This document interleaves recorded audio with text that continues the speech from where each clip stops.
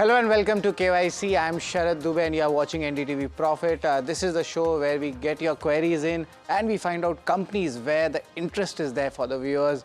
And today itself, the company in focus is CWD. It's a short form company, but the question remains is why we want to know about this company. Just the market cap is 830 odd crore rupees. What is this company actually all about? But first is why we are getting this company in our show. That's much more important. First is, what are the upcoming expansion plans coming ahead? Companies dealing in soundboard as well. And also the revenue and margin outlook going ahead. What would it be? Will it be a turner in H2? That's the question we'll be asking the management as well. The third question is, what is the addressable market for two new things which are there? First is the QR codes, then is the soundbox. Is the market going to be really big when it comes to this segment? Fourth question, what's the market for them? Overall potential size coming in, what's the growth outlook coming in? This company also deals with smart meters. That's also something which we'll be asking. The CNIC execution, that's expected to accelerate. That's what the management has stated. So we will ask these important questions as well. And importantly, the direct OEM sourcing, will that also improve the margins going ahead? That means there are twin boosters for this margin segment where we can say largely that an up move can come in. So this is the questions we are asking about CWD, but this is largely untracked business and I would like to just give the details about this company, what it's actually all about. Largely when you have a look at the QR codes or the sound boxes, so they do a lot of work in both the information and the communication tech side. This includes hardware as well as certain software integrations as well. Now the manufacturing, looking at it, the integrated solutions, they come in both software and electronics, and the company is having its own manufacturing setup as well. The business segments also, which companies are actually working on, this includes consumer electronics, and this also includes your smart meters and solutions related to it. And also the product profile, that is very much interesting, and to be honest, these are the future products to look at, and let's look at it. This is the first one being the smart medical devices, how things are going for growth over there. Weather monitoring system, not a very big contribution to the revenue, but nevertheless, these are the new places where the work is happening. And smart energy, that's a huge market. The way India is growing at the cusp of electrification, and smart energy is very much important. Employee safety tools, very smaller versions of it, but nevertheless very much important. But the majority of the revenue which actually comes in is from the QR codes and the sound boxes and the smart meters. These are the three pillars where we will be questioning the management, where is the growth lying and is there a margin up move coming in the H2 as well. But let's give you the rating parameters where we judge a company in KYC. We have spoken about the company, what are the questions we want to ask, but rating parameters much more important. Income statement, balance sheet, cash flow, return ratios, these are the four important ratios which you need to track in the financials, but non-financials also. It's very much important, like shareholding, street cred, valuation, outlook. These are the 8 parameters where we will be judging the company and giving our ratings. But before we go into giving the judgment and discussing each and every parameter one by one, we will be talking to the management as well to actually understand what has happened and what didn't happen and what will be the outlook going ahead. Before that, actually, let's just take in the income statement. That's one of the first parameters to judge the company, and largely let's looking at the numbers. The revenue has seen a 3-year CAGR of 30% growth coming in. EBITDA also 12% growth. That's a kind of a decent up move coming in, but there's a concern for me, and that's the margin front. They had spoken about the margins going up in H2 as well, but to be honest, looking at the numbers till FY25, the margins, there hasn't been an up move coming in. Net profit, not so much to share with. Right now, it is also very minuscule.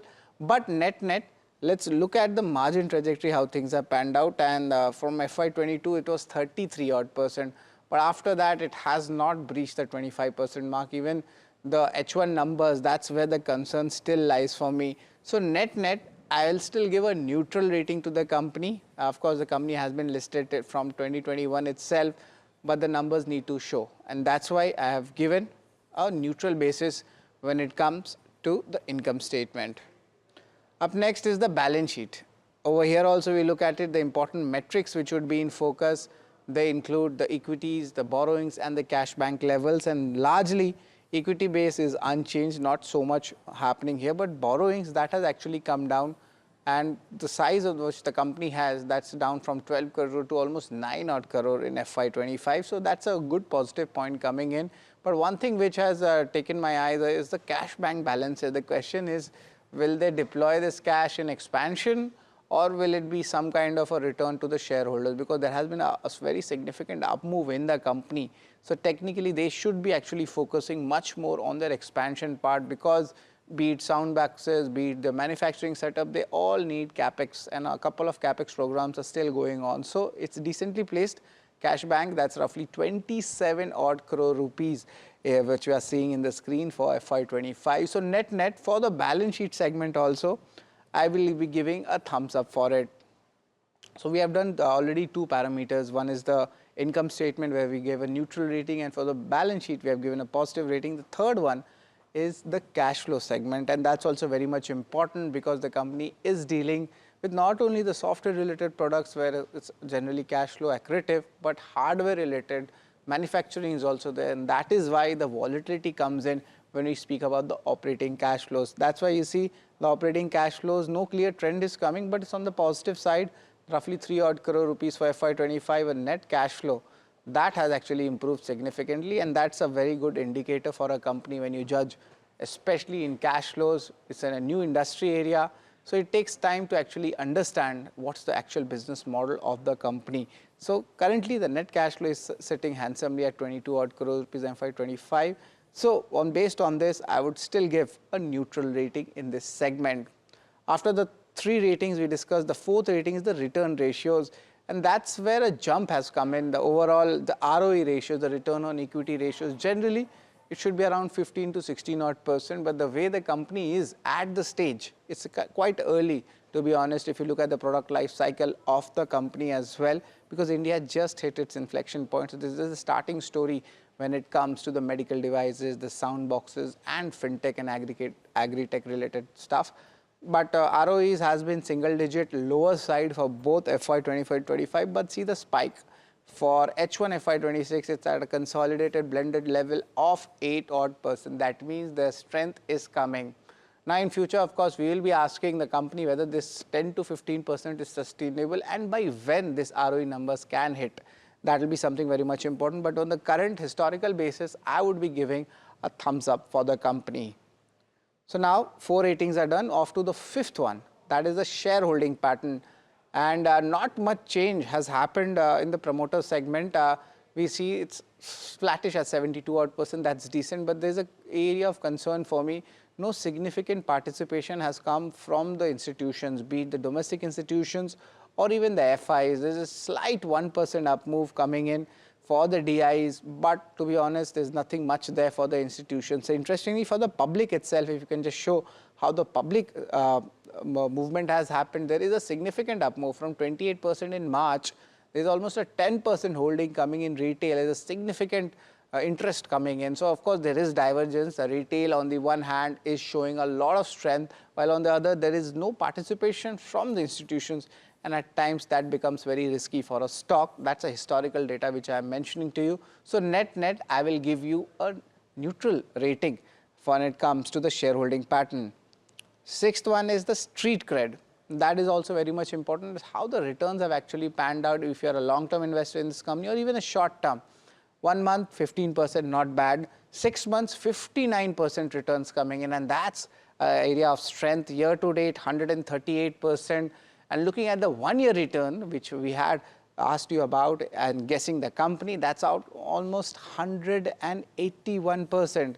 5-year share price, almost 1,000 odd %. So there's a significant uptake. You know, it's this journey from a micro cap to a small cap, and it has sustained that growth. And of course, that is coming in the name of, you know, new industries and a very higher top line growth coming in. But we need to see whether these numbers actually percolate down in the PAT numbers or not. But on the basis of street cred, if you are a short-term investor, positional investor, or even a long-term investor, all the boxes have been ticked right. So it is a plus, a thumbs up when it comes to the street cred.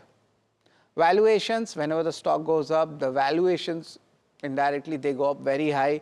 The company doesn't have a strict peer. So in my analysis, I have just taken the trailing 12-month for P ratio, and that comes in at 88 times, and that is the concern. So if the rate of growth of the company in the future by chance comes down, then there would be a significant correction. We have seen that in EMS players also, how this thing plays out. But the company itself is a quasi EMS player and very dedicated to certain segments. So there is of course a risk involved in these segments as well, and the valuations are sky high, 88 times.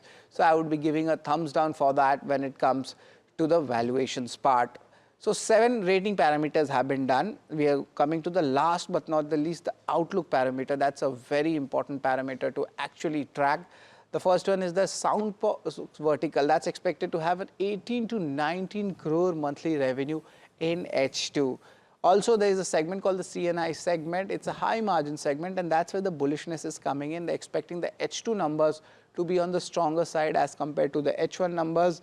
And there is a decent order book as well. Company's market cap is roughly 800 odd crore rupees, but the order book stands at 200 odd crore rupees. That's executable in the next 12 to 18 months, and that's where the revenue visibility also comes in for the company.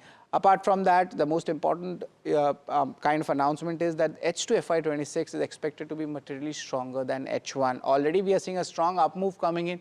Maybe the stock is factoring in the key H2 growth numbers. Company also came out with its Q2 numbers, and that was also coming on the bullish side. So overall, net, I will be giving a thumbs up rating when it comes to the outlook going ahead, basis on the management's guidance plus the industry tailwinds which are there in this segment. Now, this is a new company. That's why we are trying to break it down slowly, but the rating parameters is something which we are looking at. Income statement, it has been largely neutral, but balance sheet, especially on a higher cash balance, that is where the momentum is coming for me in my analysis. Cash flow, it's decent, but still the company needs to prove it.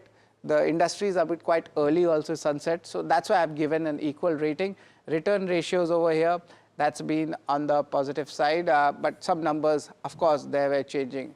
Shareholding, it largely we can say it's a neutral thing, but the retail participation has picked up, and that's the reason why we have got this company in KYC. 10% increase in retail participation in terms of the total shareholding in last 6 months. A street cred was superb returns coming in, valuations on the higher side just because of very high returns, and outlook overhead that largely looks decent and strong going ahead. But net from our side, on the higher side of scale, we have given 5.5 out of 8 to the company CYD. But we are now joined by Krrish Kothari, Head of Business Development at CWD. So thank you for giving us your time. What are the key drivers that give the company the confidence that H2 will deliver materially stronger performance than H1? Yeah, so as you would have seen, our H1 performance so far is about 40 crores. And we're looking at H2 to do about 18 to 20 per month, 18 to 20 crores per month. So the key driver here is our extended manufacturing capacity, which will be supporting the large order book that we already have. So we have set up 2 new factories in Mysore. Currently, our manufacturing capacity was about 5,000 units per day, and now we are at minimum tripling that to 15,000 units. So that is what's going to be supporting the large order book that we already have from our leading customers, and that's why you will see a huge boost in the H2 revenues. Well, that's an interesting take. 18 to 20 crores of top line revenue growth expected in H2. But how did the scale up happen in the Soundbox business? How will it drive the strong H1 performance, and will you think this will be sustainable going ahead given the full expected capacity utilization in H2 and the projected monthly revenue of roughly 18 to 19 odd crores rupees as you had stated earlier? So what has happened in the first half compared to what's going to happen in the second half is, as I mentioned, that we are going to just be manufacturing a sheer larger volume, but at the same time we are looking at the international markets as well, right? So we are looking at other customers based in the Middle East and Africa, where we are already in discussions with to expand our offering, our product offering as well, and increase our order volume. In terms of the manufacturing capacity, as you were asking, you're right. Like, we might be capping out in terms of the maximum amount of manufacturability of these devices at about 2.5 lakh units a month. So beyond that, beyond 2.5 lakhs to 3 lakh units, we'll have to be looking at to extend a new facility or extend our manufacturing facilities even more. And Krrish, with the capex rising sharply, almost from 3 crore rupees in FY25 to 15 crores in H1 FY26 alone, what is driving this accelerated investment and how will it support the growth across the key business segments? Could you just give us some timeline to that? So this large capex that you just noted was for these two facilities, as I previously mentioned. These two new factories to support the over 200 crore order book that we have, right? So we already have an order book of 200 crores, and that's why this investment to extend our manufacturing capabilities to bring more tighter quality and control over the products that we are making for some of the leading customers in India and globally. Right, so that's why there's such a large capex that you see an increase from the previous year to this year. As the management speaking about a larger capex coming in, and because of that executable 200 crore order book, something which Krrish is bullish on. But Krrish, what impact will the new CNIC plant bring to the table? It's becoming operational in the month of January, and what would be this impact on the margins and the execution pace for this? So by bringing manufacturing domestically and by bringing more parts of the product under our control, our margins are going to definitely improve, and we are also saving, duties on the other end, import duties on the other end of things. So that's why, with larger volumes, our costs will also come down in terms of on a per unit cost for the components that we'll be importing also, and also we'll be able to extend that same benefit to our customers. So this is a mutually beneficial relationship for both the customer, for us, and for the supplier. So there is a relief for both the customers and the supplier, and that is where the question, Krrish, comes is what would be the revenue and the margin visibility from the large CNIC opportunity, given this Cyan Conord's 14.75 million meter order book has come in and CWC has confirmed this order as well. So here, as you would have seen, yes, as you mentioned, there's about a 1 million order book that we are sitting on. For this, our projected revenues over that entire volume is 45 crores, right? So we have decent margins out there because we are, again, doing the entire end-to-end manufacturing, the design, development, and manufacturing in India domestically. Again, here we are not manufacturing the entire meter, but we are only supplying the communication module part of things. So there our R&D time investment is also lesser, and so our margins are higher out there as well. Right, and last question, Krrish, for you is how will the new integrated facility expand going ahead, and what could be the execution and the speed coming from this, and what kind of operating leverages will kick in once these segments are there? Soundbox, CNIC, and even WMS segments are there, if I'm not wrong. So what will be the view on that? So these two new facilities are definitely fungible across all our product lines, right? While some products are seasonal, the Soundbox is not, because there is a monthly fixed volume that we have to supply to some of our leading customers. These two facilities combined will have over 700 people working per shift, right? So across 3 shifts, you have over 2,000 people that are going to be working. Currently, we have 2 high-speed, high-precision dual-lane SMT lines set up with 6 assembly lines for capacity of 400 people. So we still have capacity to add an additional SMT line out here, and also in terms of the other facility to increase the number of machines for manufacturing. So we have planned these 2 facilities with the next 5 to 7 years in mind, with the current order book and also with our anticipated orders and new customers that we're talking to. All right, thank you very much, Krrish, for your time and giving the views for CWD. A lot of retail interest has come up, and the stock also has jumped a lot over the last 1 odd year. But you must be wondering what the discussion has been overall, and we have put that in 3 sentences. What the management has stated, will they walk the talk or not? That's the question. They're looking at an 18 to 20 crore revenue in H2 as well. A bigger, better H2 is expected to kick in. Also, Looking at the second takeaway is a large capex plan, and because of that they are executing a 200 crore order book as well. And lastly, I'd like to point out the savings which are expected to come in for the import duty. That's also going to aid the margins. Of course, the question is, will this overall EBITDA margins go back to those higher historical levels which we had seen earlier? So that's the entire takeaway from today's show at KYC for this company called CWD. That's all, folks, today for tuning into KYC. Thank you very much.